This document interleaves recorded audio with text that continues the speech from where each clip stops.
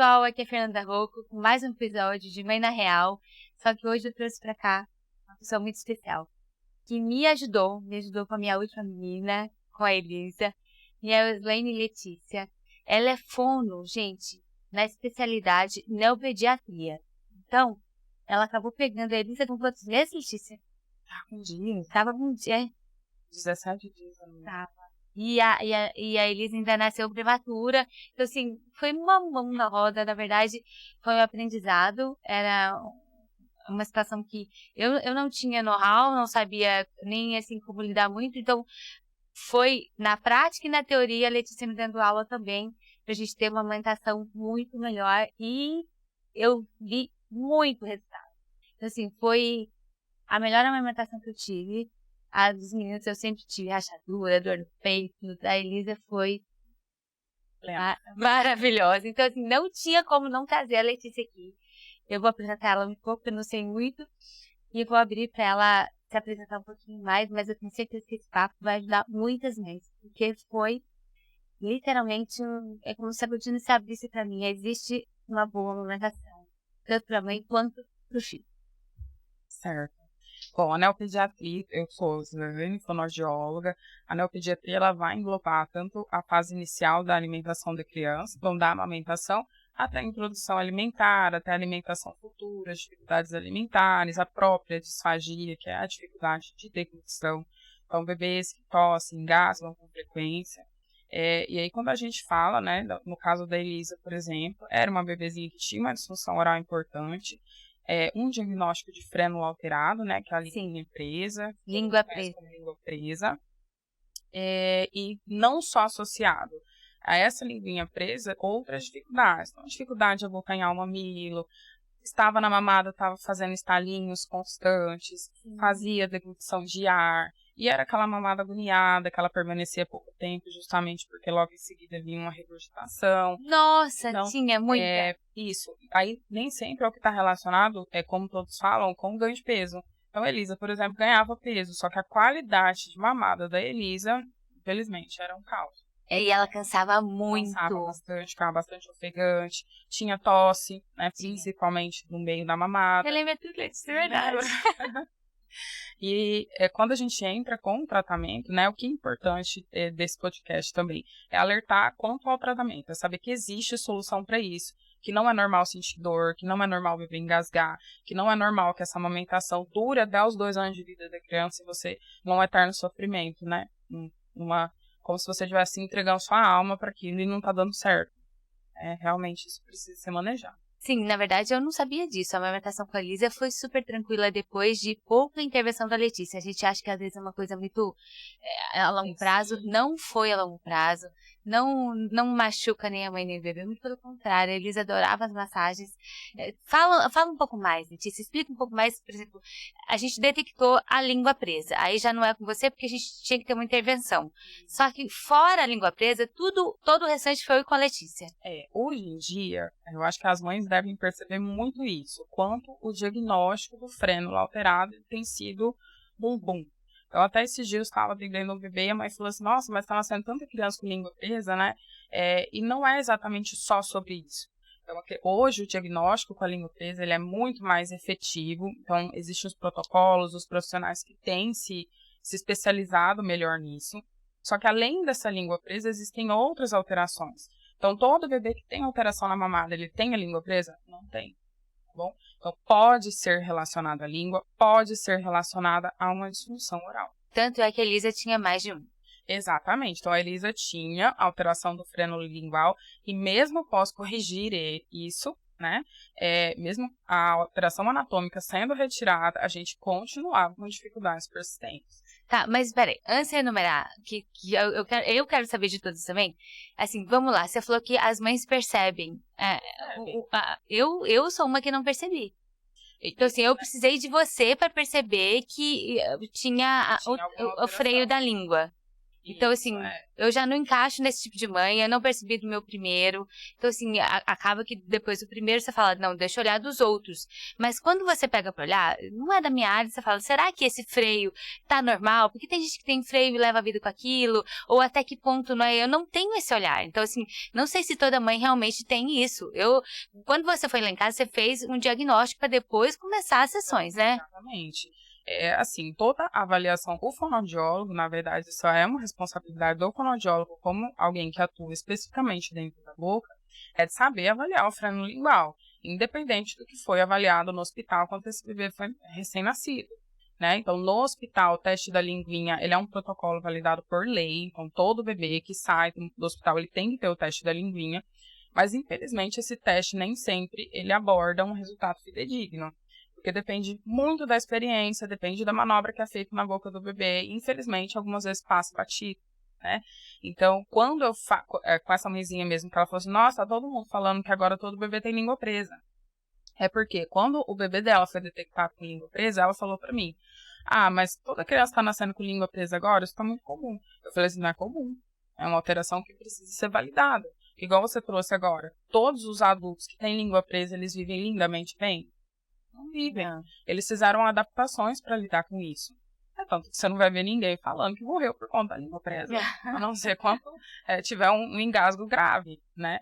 E aí também não vai ver ninguém falando que morreu por conta de uma disfunção oral. Você vai se adaptando, tanto na mamada, quanto na alimentação, na introdução alimentar, e depois futuramente. Sim, né? No meu caso, eu fui descobrir a língua presa somente com a Letícia. Então, foi feito tudo no hospital, enfim, a gente foi descobrir em casa, depois da avaliação dela. E do meu primeiro também, fui descobrir depois de muito mais tempo. E a Letícia foi uma das pessoas que me falou, Fernanda, o quanto antes melhor. Então, assim, quanto antes a gente tá falando em dias, do bebê em dias. Foi lá pra casa, a Elisa tinha 17 dias. Tinha 17 para 18, né? Alguma coisa assim mesmo. Hoje em dia, na literatura, a gente tem algumas divergências da área médica, da área da fonoaudiologia, da odontopediatria, na concepção de você entender a função, então saber o que vai acontecer com esse bebê, que vai sugar, que vai mastigar, que vai engolir, que vai falar. Eu entendo que a gente precisa intervir o quanto antes de uma forma segura e responsável, tá? Porque também a gente sabe que, como todos os BOs da vida, isso também acontece como um excesso de cirurgia sem necessidade. Isso também acontece, né? Então, o que a gente fala é sobre uma atuação responsável. Tanto que quando a gente foi ver a Elisa, você não me viu falando, nossa, a língua dela é presa, vai pra cirurgia. Não. É assim que as coisas funcionam. Isso precisa ser tratado, avaliado e com calma, tá bom? Porque a boca do bebê, ele é o mundo do aprendizado do bebê. Tudo que o bebê aprende é com a mão e com a boca. Isso precisa ser respeitado. E aí, né, voltando na situação aí da cirurgia, quando que é possível ser feito essa cirurgia. Existem algumas outras atuações que eu já escutei esse frênulo vai soltar sozinho. Não solta. Eu quero enfatizar isso aqui porque eu escutei isso ontem. O frênulo, uma vez alterado, ele é sempre alterado. Ele é uma fibra de mucosa que não vai sair do lugar, tá? Isso já foi pesquisas, onde mesmo eu postei no meu Instagram, uma pesquisa para alertar a galera, porque assim, ó, o frênulo, ele tá no terço médio da língua e na crista alveolar, ele vai estar para sempre ali. Nada vai mudar aquilo. Se ele mastigar, não vai mudar. Se ele sugar, não vai mudar. Não vai, a não ser se a criança cair e cortar bem em cima dele. Aí muda. Porque eu escutei isso ontem. É mesmo? Inclusive de profissionais que atuam na área. Então, sério, gente, isso tá desde 2014, 2003, 2006. Tem pesquisas que falam que ele não vai ser modificado. Ele só é modificado a nível cirúrgico, tá? E qual que é a cirurgia que é feita? É a frenotomia. A frenotomia lingual, a frenectomia, isso aí quem decide o que fazer, como fazer, que instrumento usar é o odontopediatra. Existem alguns pediatras que fazem, otorrinos, e aí, enfim, a gente vai para várias áreas, né? E aí dentro da amamentação, quem vai atuar nessa função melhor é o fonoaudiólogo. Tanto num pré-operatório quanto no pós-operatório. O pós-operatório é muito importante, a gente pode esquecer de falar isso. Muito importante. O pós-operatório do freno lingual, ele precisa ser feito com cuidado. Então depende muito de como esse bebê fez a cirurgia, se ele fez com a tesoura, se ele fez com laser, se fez com eletrocautério. que tipo de anestesia foi utilizado, como que isso foi realizado, porque nós temos, às vezes, uma extensão de frênulo grande que precisa ser cortada, e às vezes um profissional que fez só o pique. É outra coisa que dá um ranço, esse negócio de pique. O pique ele não é o que deve ser feito, né? O que a gente chama é a remoção da parte alterada desse frênulo, que é a frenota umbilical. Esse negócio de pique, não. Já a Letícia me acompanhou no antes e no depois também da retirada, né? Do pique, da retirada, enfim. E o depois eu não sabia o quanto isso é importante, porque o freno pode voltar. Quando a gente cuida do pós-operatório, não é para ficar massageando a ferida, igual, infelizmente, alguns colegas, né, eles vêm distribuindo esse tipo de conhecimento. A gente não faz manipulação de ferida, a gente trabalha com a função da língua para que ela consiga se movimentar, se estabelecer no palato, né, que é o famoso céu da boca. Céu da boca. Isso, e aí ele sair de onde ele estava, né? Exatamente, aí deixa livre para que a cicatrização ocorra de uma forma adequada. Mas, gente, é tudo, assim, a Letícia pegava a língua com cuidado, e é incrível. Eu falo, gente, mas como que uma bebê vai, depois da língua tá solta ou pra baixo, colocar no céu da boca adequadamente? E aconteceu. Então, assim, com a Elisa tudo veio... Sim. Muito rápido, muito mais rápido que a gente tratar um adulto. Muito mais rápido do que tratar um outro filho meu maior. Os neurônios estão aqui, ó, rapidinho, eles pegam a mensagem que você mandou para eles, a manobra, estimula a musculatura, eles respondem. E essa manobra, essa mensagem, são massagens que a Letícia faz por dentro, por dentro e por fora da boca, que a Elisa até dormia muito bem depois, obrigada. A organização da face. E em contrapartida, em auxílio a esse trabalho feito com a sucção, a gente pensa no corpo do bebê também. Porque a gente tem alguns achados hoje na literatura de alguns bebezinhos que têm dificuldade de movimentação de cabecinha, que fica mais para um lado do que para o outro. Isso depende muito de como que esse bebê ficou lá dentro da barriga, intraútero. Se foi um trabalho de parto, né? Às vezes na via normal, por exemplo, trabalho de parto muito prolongado, um bebê que sofreu bastante tensão, foi internado em UTI neonatal. Então, muitas das vezes, o osteopata, que é o fisioterapeuta especialista nessas micromusculaturas, eles trabalham muito e, assim, em conjunto, é um trabalho rápido, resolve. É rápido. Né? E o que é o maior enfoque desse trabalho? É tanto beneficiar a alimentação desse bebê, que desde a amamentação é muito importante, quanto o conforto da mãe. Porque a maioria dessas mães sentem muita dor. Você vai solicitar aí pra ela, mãezinha, fala pra mim que nível de dor que você tá sentindo agora. Ela falou assim, tem mais que 10? Se tiver mais que 10, você me fala, porque é tenso. Então, são bebês que têm dificuldade. Eu também tive dificuldade. Você me contou. É caótico. Então, a amamentação, ela, como a gente tava conversando, né? Ela vem com esse peso da mulher ter que amamentar. É uma função que a sociedade traz pra mulher. E é muito prazeroso, para algumas, para outras não.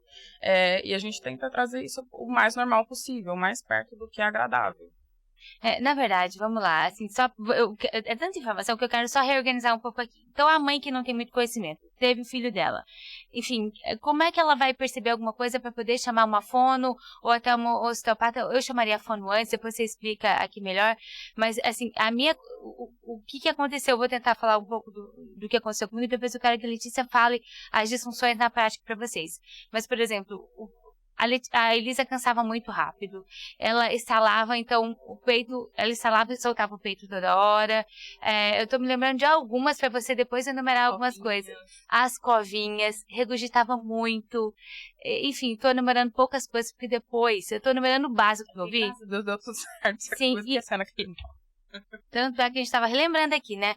Mas o fato é, aí a Letícia veio e me abriu os olhos. Tem mais isso, tem que olhar essa posição disso. Coisas que eu, como uma mãe atenta, e passava desapercebido. E no terceiro filho. Então, assim, eu me acho uma mãe atenta. Você imagina, então. Agora, me posiciona aqui. Primeiro, Letícia, me ajuda aqui. O que a mãe tem que perceber na prática? E depois você vem falando quais são as disfunções mesmo. Que tem coisa que a mãe nem vai perceber. Não vai.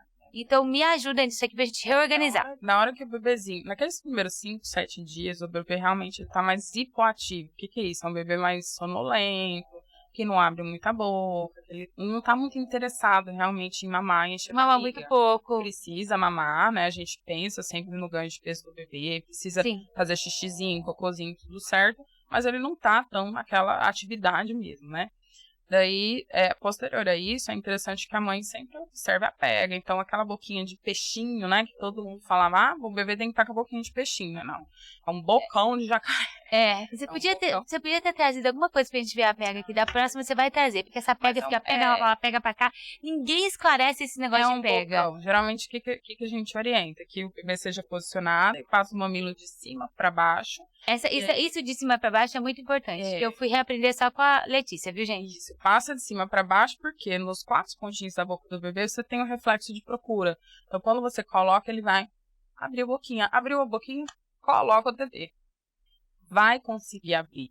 Agora, a gente tem a questão de um bebê muito tenso e com freno alterado, que você pode até abrir a boca dele no início e depois ele vai fechar. O que aconteceu com a Elisa, então a Letícia ela foi poucas vezes na minha casa, mas ela conseguiu fazer com que a Elisa acostumasse e só ela conseguia fazer essa abertura adequada. No início é difícil, é realmente muito difícil. Aí depois que o bebê abocanhou, o que você tem que observar? Os movimentos embaixo do queixinho do bebê. Então tem bebês que eles mamam um movimento de machadinho, sabe? E aí você vai sentindo como se estivesse raspando alguma coisa no peito. Você tira o peito da boca do neném, tá aquele bico achatado, biquinho batonzinho. E aí você pode ter certeza que mesmo a pega estando correta, se tem alguma alteração na função da língua, isso vai acontecer. Não, nossa senhora, muita informação. Então vamos lá. Primeiro, olhar a pega, certo? Isso, olha a pega. Olhar a pega e depois verificar todas essas consequências no próprio peito da mãe, que ela já vai dar o sinal. O meu deu, tá? Só pra saber, então, assim, meio básico. E, na verdade, aí depois olhar como o bebê mama. Então, pega sinais no peito e aí como o bebê mama. A covinha. A covinha é como se fosse os 2 furinhos aqui de esforço. Então, a bochecha do bebê entra e sai, entra e sai. Porque a língua não trabalha e não faz o que deve fazer. Quem que vai fazer as compensações dessa musculatura são os bucinadores, o lábio, os dentes. A língua só fazer. Ela precisa fazer o quê? Ela precisa elevar, pegar esse mamilo e fazer os movimentos. Que antes a gente acreditava ser movimentos ântero, grandões, e que esse mamilo crescia até o final do palato. E após uma verificação por ultrassom, né, foi uma das fonoaudiólogas, inclusive a doutora Flávia Puccini, que trouxe isso, que essa língua ela vai fazer uma movimentação, só que não é aquela movimentação enorme do jeito que a gente acreditava. É uma movimentação que precisa de elevação, sustentação e canolamento, né, que é o movimento antero-posterior mais reduzido. Então você está me dizendo que o bebê vai mamar com a língua. Ele vai mamar com a língua. Ele precisa, tá? Ele precisa da língua atuando, porque ela faz a ordenha.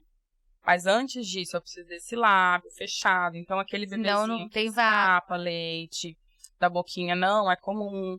Bebezinho que você coloca ele no peito e tira a boca. Fica tirando a boquinha, não é comum, porque não tá conseguindo a pressão dentro da boquinha. Bebezinhos que faz estalidos, então geralmente os sonzinhos são durante a mamada. Isso pode acontecer no meio, pode acontecer no início, pode acontecer no final.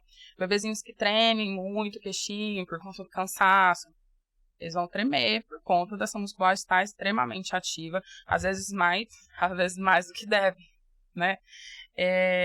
Geralmente é isso. Aí, nessa fase inicial, depois que passa desses movimentos da língua, é a tosse, o engasgo. Às vezes o leitinho fica parado na boca, você vai tirar o bebê, ele tá com a boca cheia de leite, mesmo não estando em período de extrema sonolência. Então ele ficou com o leitinho, pouca percepção oral, então escapa. E aí ele acaba tendo um tosse ou um engasgo. É muita coisa para observar. E aí tem os sinais pós-mamada. Então, regurgitação frequente, a gente sabe que o bebê tem a regurgitação fisiológica. O que sai fora do que é fisiológico é a recorrência, né, o que é muito frequente. Acontece toda a mamada, começa a interferir no ganho de peso, né, e às vezes pode até ser diagnosticado como refluxo, precisa ser acompanhado pelo pediatra, mas a gente sabe que os bebês que fazem a aerofagia, que é essa deglutição de ar, os estalidos da mamada, não prende a pressão, então acaba engolindo o arzinho junto com o leite. E essa deglutição é o que acaba fazendo um desconforto gástrico, né? E aí a regurgitação ela é muito frequente. Isso pode acontecer tanto no bebê com disfunção, quanto no bebê com anemia presa. É misto. Na verdade, é uma mistura de tudo junto. Assim, na verdade, eu acho que a mãe não tem como qualificar, na verdade, ela vai perceber o super básico. Não tá legal, não tá... Ou o bebê não tá ganhando peso. Aí isso pode acontecer. Não, isso tudo que você falou, a gente consegue sentir. Não tá prendendo o bico, tá cansado, faz o estalo, enfim. Mas, assim, depois vem diversas outras coisas que você foi trazendo. Não, aqui eu tenho intenção, Fernanda. Aqui a língua não tá posicionada. Enfim, você falou tantas coisas que eu falei, ok. E, assim, foi uma atuação em conjunto, literalmente. Porque, no caso deles, ela tinha várias coisas. Tinha o estalo, tinha a angulação de ar, tinha o nervo que você mesmo liberou. O nervo, eu nem precisei de osteopata. Assim, a gente teve osteopata, mas você fazia já isso também, essa massagem. É dividido o trabalho da fonoaudiologia com a musculatura da face submandibular. E geralmente a osteopatia ela vai ficar com a cervical. Não, explica o que é osteopatia. O osteopata é assim, o fisioterapeuta, ele se forma e faz uma graduação e depois disso, né, uma uma especialização na osteopatia. Que inclusive é um trabalho maravilhoso. Sim. Eles conseguem trabalhar com a cólica, com tensão abdominal, com tensão do pescocinho. Então, você tem um bebê que não está fazendo tummy time, não consegue ficar de barriguinha para baixo, segurar o pescocinho, virar. É um profissional que pode ajudar bastante. E nas alterações da mamada. Então, se eu estou trabalhando com o bebê, né? Então, me coloco. Então, eu estou trabalhando com o bebê que ele não para de instalar. Você já fez todo o tratamento que poderia ter sido feito e essa criança não para de instalar. A gente precisa de um osteopata, porque o osteopata ele faz liberação craniana, ele faz liberação de nervos que podem estar relacionados a isso. Liberação crânio, mandíbula e cervical. Então seriam liberar os nervos tensos dessas áreas. Da musculatura. É curioso, né? Que a gente não acredita, mas assim, se eu não tivesse passado na pele, eu falaria... Será? Será que eu mesmo faço essa massagem? Será que... já escutei. Então, assim, desculpa aí. A gente escuta muita coisa, na verdade. Principalmente porque as crianças, os bebês, eles não sabem falar. Não vai saber explicar qual é a dificuldade dele. Então, a avaliação, ela precisa ser muito embasada, né, em protocolos científicos, em pesquisas, você conseguir trazer para essa família. Olha isso que está acontecendo. Você precisa ter atenção a isso, porque eu tenho crianças com dificuldades na amamentação que persistiu, e aí chegou na introdução alimentar, continuou, e hoje, às vezes, com 2 aninhos, 1 aninho e meio, não come comida. Tá bom? Então, essa musculatura que ela precisa trabalhar, ela precisa ser exercitada. Porque uma vez o leite materno é líquido. Daqui a pouco na introdução alimentar você já não começa falando de líquido, você está falando de pastoso, de sólido. Como que é uma musculatura que não dá conta nem de engolir líquido vai dar conta do restante? Então, a gente fala, né, só da amamentação, mas isso também permeia as mães que muitas das vezes tem que fazer de forma mista, né? A mamadeira, tem bebês que não conseguem mamar, a mamadeira tem. Escapa leite, estala, não pega, tem tosse, engasgo, também. Então a gente fala do peito, mas existe essas alterações na mamadeira também. Na verdade, tudo que a Letícia está falando, gente, se eu não tivesse passado pelas duas situações, eu não estaria aqui validando tudo. Então, assim, toda a facilidade que eu não usei fono para bebê, osteopata, não usei nada nos outros filhos, mas da Elisa eu usei. E a facilidade veio tão grande que é muito tranquilo. A amamentação foi muito tranquila. A introdução alimentar é muito tranquila. Ela come de tudo, mastiga sem dente. Olha, e tem hora que eu falo, mas assim, eu me seguro para não amassar mais a papinha. Mas ela tira de letra. Literalmente. Então, assim, e aí você vê, né? Eu não lembro quantas vezes a Letícia teve em casa, porque acabou que você virou da família e pegou outras coisas também. Pois é, só que muito pouco. A resposta, na verdade, a solução vem muito rápido, você não acredita. Não, mas é só isso mesmo, já tem a solução. É incrível. Então, assim, aquilo me abriu os olhos de um jeito que eu falei, gente, é isso mesmo. E são massagens que, óbvio que a gente não dá conta de fazer, internas ou externas, mas que a resposta é imediata. Gente, que maravilha. Porque na verdade, eu colho o benefício do que você fez na Elisa hoje.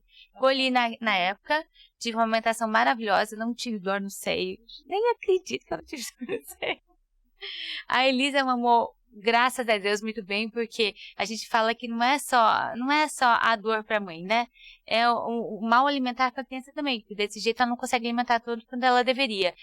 E então, assim, para mim foi maravilhoso e hoje eu colho baliza já na introdução alimentar. Exato. E na introdução alimentar, às vezes a gente fica um pouco mais apreensiva. Porque aí a gente volta para a sociedade e deposita na mulher. A mulher é responsável pela alimentação. Nossa, mas seu bebê tá com 6, 7 meses, não tá comendo ainda? Aí tá dando a comida pra criança, tá jogando tudo pra fora.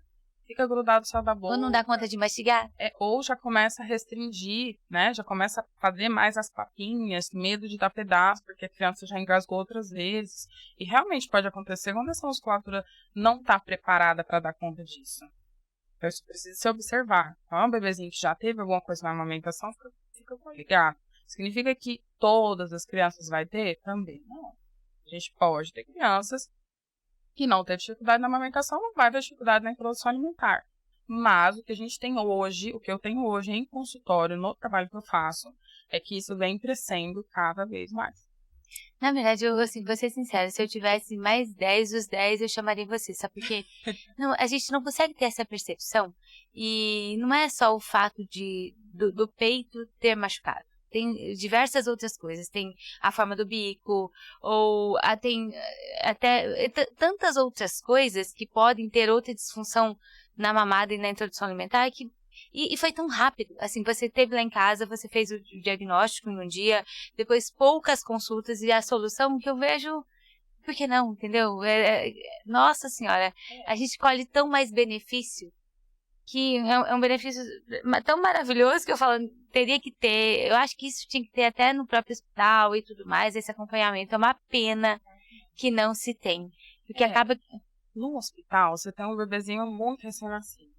Então, geralmente, como que fica no hospital? Umas 48 horas, máximo. Não daria, né? Um pouquinho mais. O que daria, né? O que dá, na verdade, para o profissional que é fonoaudiólogo no hospital fazer um diagnóstico assertivo desse teste da linguinha e já começar a observar os sinais da mamada, que podem ou não ser fidedignos àquele bebê. Então, será que esse bebê com um alerta maior, um pouco mais interessado, com reflexo de procura melhorzinho, ele não consegue abocanhar o peito? Pode ser que sim. Então, observar esse início para não interferir futuramente, certo? E aí, futuramente, que eu falo, não é esperar até 5, 6 meses da criança, não. É no início mesmo. Não, é início mesmo. Após 7 dias já tá ali, porque, além de tudo, a gente tem a produção do leite materno. Então, se você não tem um bebê ordenhador, um bebê que dá conta de fazer essa extração, automaticamente a produção de leite vai regredindo também. Aí o sonho, né, de manter uma amamentação exclusiva, às vezes ele vai de ralo abaixo. Sim. Você precisa disso. A gente tem muita coisa que é responsável pela produção de leite, aspectos hormonais, situações da mãe, cirurgia de mama, tem muita coisa. Alimentação. A produção, exatamente. A produção de leite.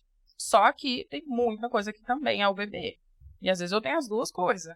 Então precisa. Olha o tanto de coisa que você tem que observar, hein, Letícia? Precisa estar atento. Então, eu tenho mães, por exemplo, que não passam pela pojadura. Ali com 3, 4, 5 dias, o peito não encheu, não aumentou a produção. Será porque é um bebezinho que já não estava fazendo uma sucção muito boa, estava muito pouco interessado, muito pouco estimulando? Aí pode ser que sim. E isso precisa ser observado. As consultoras de amamentação auxiliam muito nesse primeiro momento. É um olhar mais ativo ali no hospital, já dá uma atenção maior. Para quem tem o sonho de amamentar, tem muitas coisas que precisam ser observadas desde o início, sim. Pois é, mas assim, é tanta coisa que precisa ser observada que não tem como não ter um profissional ajudando essa mãe. Porque é um período que ela tá saindo, gente, acabou de ter a criança, tá saindo do hospital, às vezes você teve cesárea ou não, você nem tem às vezes cabeça pra isso, e deixa passar várias coisas. Ou então não tem o olho pra aquilo, não tem, Letícia, tantas coisas passaram que você foi detectando com a Elisa, tantas coisas passaram dos outros meus meninos, então eu acho que seria maravilhoso se tivesse esse acompanhamento desse profissional, sabe?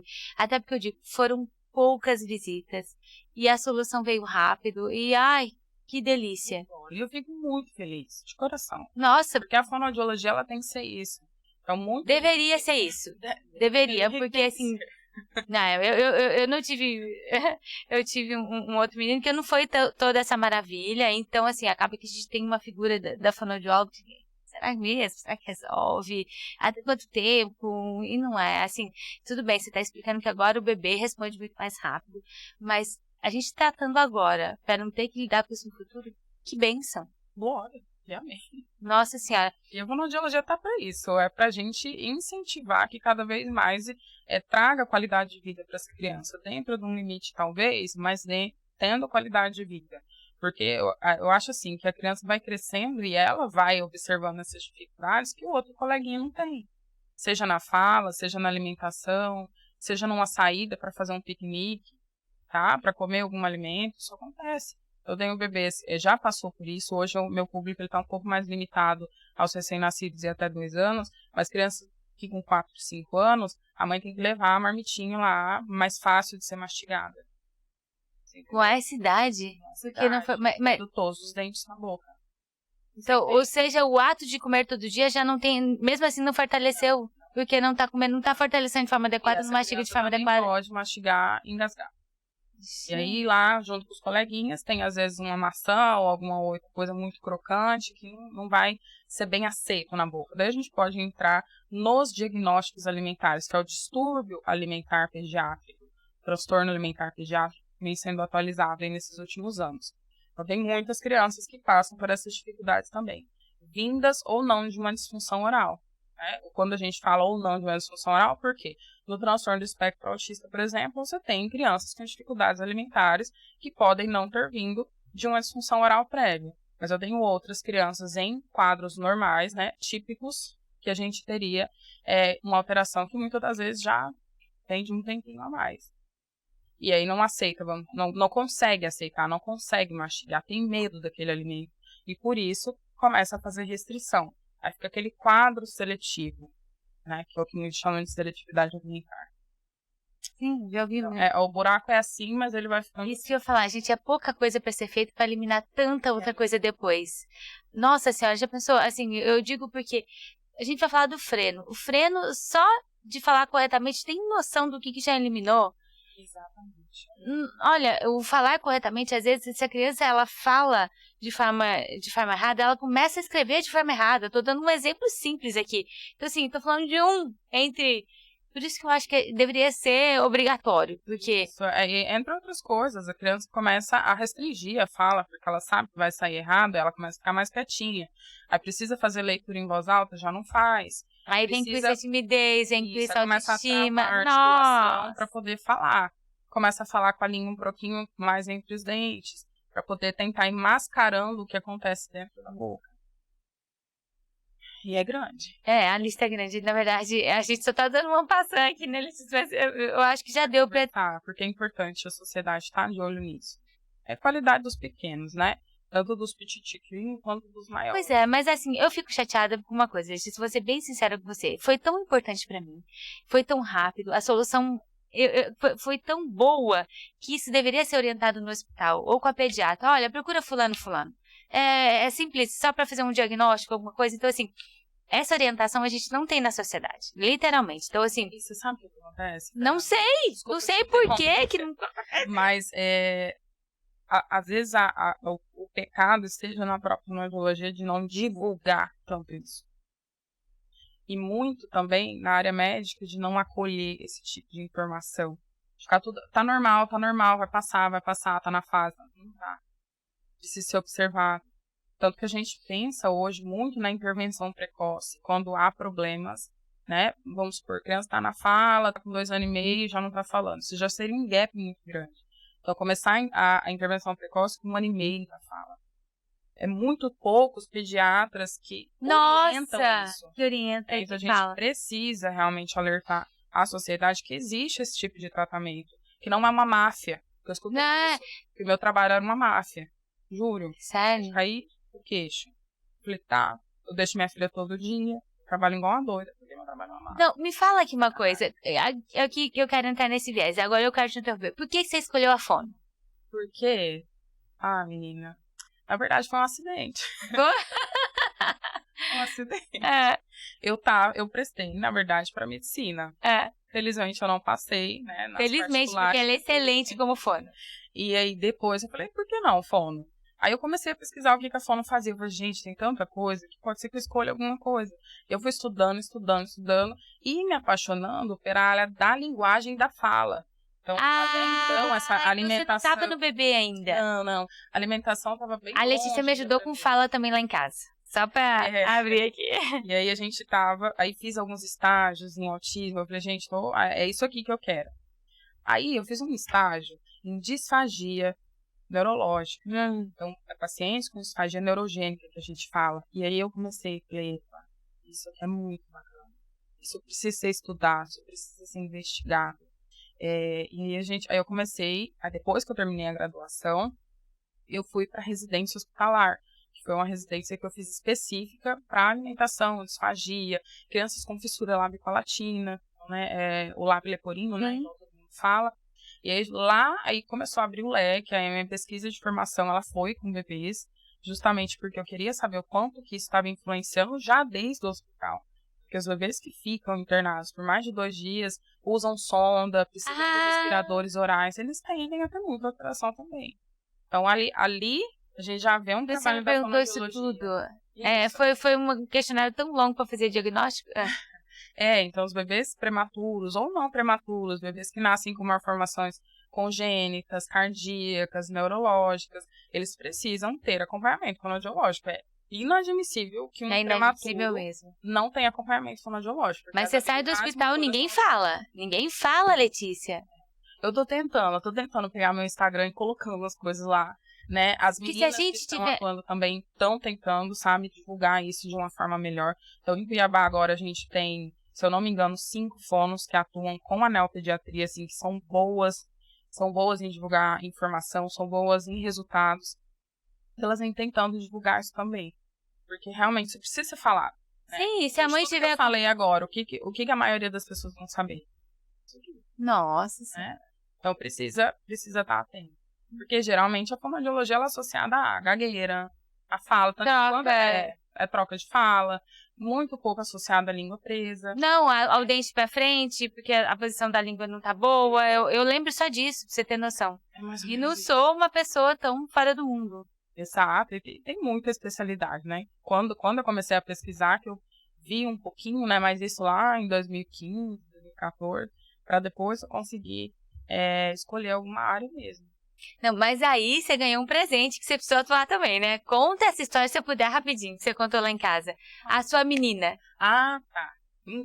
Então a minha menina, minha menina foi um pacotinho também. Ela teve a linguinha presa, teve situações corporais que precisaram ser trabalhadas e foram 3 meses de ressofrimento. A amamentação. 3 meses. Da Elisa ainda resolveu mais rápido. Nossa, da Elisa Dias, graças a Deus. Resolve mais rápido, porque quando a minha neném nasceu, então 2 anos e 6 meses atrás, o que a gente tinha de informação era um pouco mais reduzido do que a gente tem hoje. Então, antes, ela foi detectado o frênulo, foi feita... Na verdade, você que detectou o freno, né? Isso. Aí foi realizada essa avaliação, foi feita a cirurgia, um pouco depois, um pouco mais longo do que poderia ter sido feito.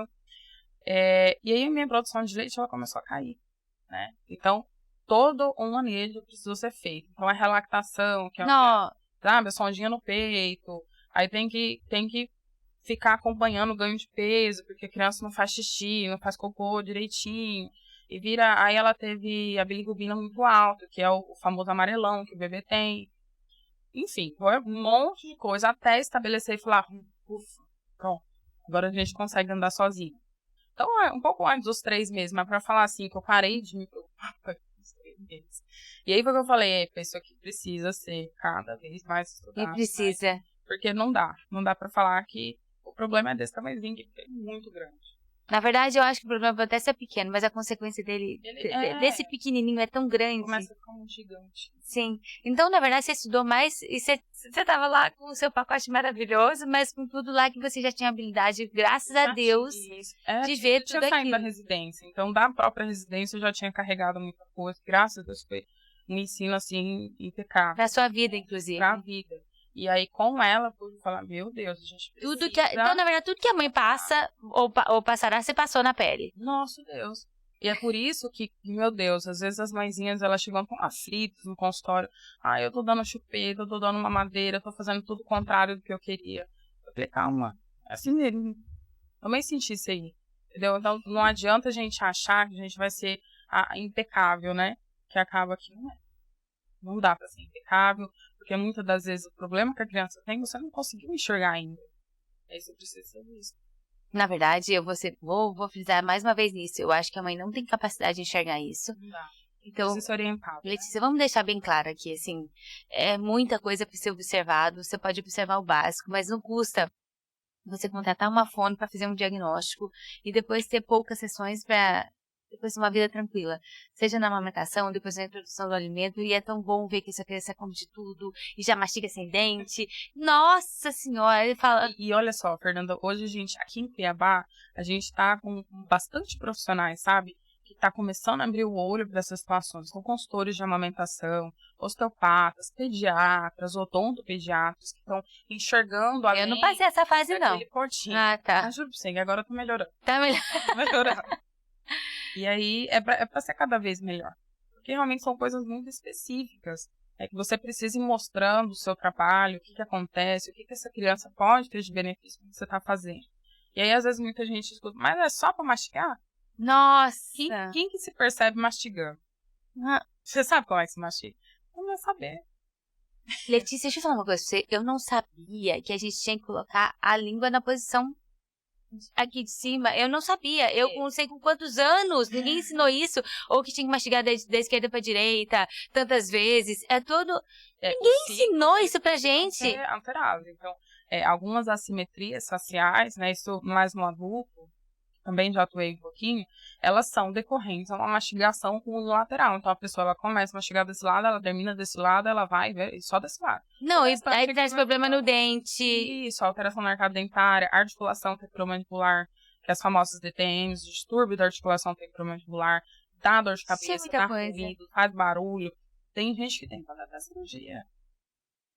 Então, tem muita coisa que vem da função. A maioria das coisas vem da função. Você vê, mas assim, eu tô tentando achar a palavra certa pra não piorar aqui, mas a fonoaudiologia, eu acho que é uma coisa tão importante para pouca importância que se dá nela, entendeu? Resumiu tudo. É isso, e é uma pena, porque assim, eu vi a diferença na minha terceira e assim, se eu não traria a Letícia aqui, não traria. Você lembra que eu falava, mas o que é isso? Letícia é uma massagem, assim, a gente jogava aberto em tudo, a Letícia me ensinou, e se eu não tivesse tido a qualidade que eu tive, eu não traria pra ela contar isso tudo. Então, você acha que vale a pena estar acompanhando? Ah, mas não teve nada. Paga uma fono, que não é... Maria, eu pagaria várias vezes pra ter o que eu tive. Só pra falar, tá tudo ok. Entendeu? E pra tirar o peso, muitas vezes fica de você achar que tem alguma coisa errada, mas você não sabe, não foi orientado, não teve um caminho pra seguir, né? E eu acho que muita mãe também não vai por esse caminho porque acha, não tem solução. Eu vou te perguntar uma coisa aqui. Teve algum caso que não teve solução pra você? Porque... Já tive caso. Mas é raro. Que não teve solução assim, que aí depende de muita coisa. Depende da adesão que você vai aderir do tratamento, o que você vai fazer, como que o bebê vai responder. Então, quando eu trabalho com um ser humano, eu tenho várias vertentes. Eu tinha que fazer massagem em casa, massagem super simples. Algumas manobrinhas que dá para ir fazendo, aderir outros tratamentos, como osteopatia, tem coisa que só a fonoaudiologia não resolve, isso é importante você falar.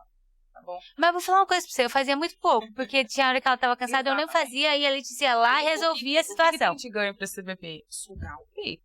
É a função. Tudo que a gente está falando aqui permeia na função. As manobrinhas que às vezes a gente deixa, que são fáceis de ser feitas e que não envolve conhecimento, né, para você ter que fazer aquilo, só de uma forma orientada, é justamente para poder ir estabilizando a situação. Mas o que importa é você ter atenção na mamada. Essa bebê está sugando o peito. Aí isso sim vai trazendo habilidade de treinamento. Isso vai fazendo com que esse input neurológico, essa a habilidade motora ela seja cada vez mais concretizada de uma forma adequada. Entendi. É isso que acontece. Não, olha, mas assim, Letícia, você é muito sincera, eu tô super feliz de você estar aqui. Eu, assim, como eu era ignorante antes, estou falando a verdade aqui, porque não imaginava que precisaria para um bebê ter uma fono, e eu ligaria a fono a diversas outras coisas, isso na minha terceira gestação, olha o nível. E você veio me dar aula com maior paciência, e eu falo, mas o que é isso? E, enfim, tantos questionários, maior paciência, e depois eu vi os frutos que eu colhi. Então, muito obrigada pelo serviço, pessoal. De verdade, pelo carinho lá em casa, por estar aqui esclarecendo isso tudo. Eu acho que foi muita informação para uma mãe que, né, para uma mãe que, enfim, acabou de dar luz ou tá grávida, fala, meu Deus, mas é muita coisa para olhar e tudo mais. Mas eu acho tão necessário a intervenção do fono que eu queria trazer para falar, pelo amor de Deus, faz uma consulta, inclusive com o recém-nascido. A última pergunta que eu quero te fazer. Um recém-nascido tem uma média, mais ou menos, que nasce tranquilo ou com alguma disfunção, um percentual? Só pra gente travar aqui. Das mais atuais, fica em torno de 38% a 48%, com alguma disfunção. 48%. Seja ela leve, moderada, grave, depende muito do que está acontecendo com esse bebê. Que tipo de disfunção que é. Então, todas aquelas características que eu passei são algumas das disfunções que existem. O bebê pode ter uma ou outra, ou todas elas, ou ter o freno alterado junto com elas. O freno alterado realmente tem subido muito os índices na avaliação, no diagnóstico. Mas da disfunção oral em si, às vezes ainda fica um pouco restrito ser quantificado. Porque quem faz essa avaliação mais específica é o fonoaudiólogo. E ela não tá lá? E nem sempre ela tá lá. Então, vamos supor, a gente tem, vou jogar aqui 40%, ok? Disso. Você tá falando que o freno aumentou muito. Talvez o freno não tenha nem aumentado tanto. Talvez seja mais diagnóstico hoje. É, o diagnóstico. Porque antes nem se via isso. Eu vejo dos meus antigos os pais filhos. Os bebês têm freno alterado. Os bebês têm freno alterado, os pais. Não, eu fui fazer freno com quanto tempo? Eu acho que eu já tinha 18. Não lembro. Então, você fez. E foi você que me esclareceu. Pai que tem freno, supostamente o filho vai ter. Geralmente vai ter. Coisa que eu nem sabia, nem estava olhando porque não. Pode ser que sim. Ou seja, a gente tem um grande índice disso tudo. Por isso da importância da fono. Não vejo como não tem. Nossa Senhora. Assim, gratidão por você trazer isso aqui. Porque o quanto isso vai estar disponibilizado para essas mães, os pais, os profissionais estarem atentos a essa situação. Precisa, é necessário. Porque às vezes a criança chega maior, é muito mais complexo. E traz tanta consequência negativa para essa criança. Agora, eu só quero que você finalize com mais uma coisinha. A gente já falou tudo que a mãe tem que observar, nananana. Agora eu queria que você trouxesse quais as situações que a mãe passou, não sei se tem de mãe, mas que esse bebê passou que pode vir a dar disfunção. Por exemplo, você falou, Fernanda, prematuro, batata. Cesárea, parto normal que demorou muito. O que mais? Para a mãe já ficar atenta a situações e não só a características. A posição cefálica ou a posição pélvica, né, que é o bebezinho sentadinho ou de cabeça para baixo, com mais de algumas 4, 5 semanas, podem trazer algumas tensões, porque o bebê vai ficar em posições muito curtas, que diminui o movimento mandibular da musculatura também.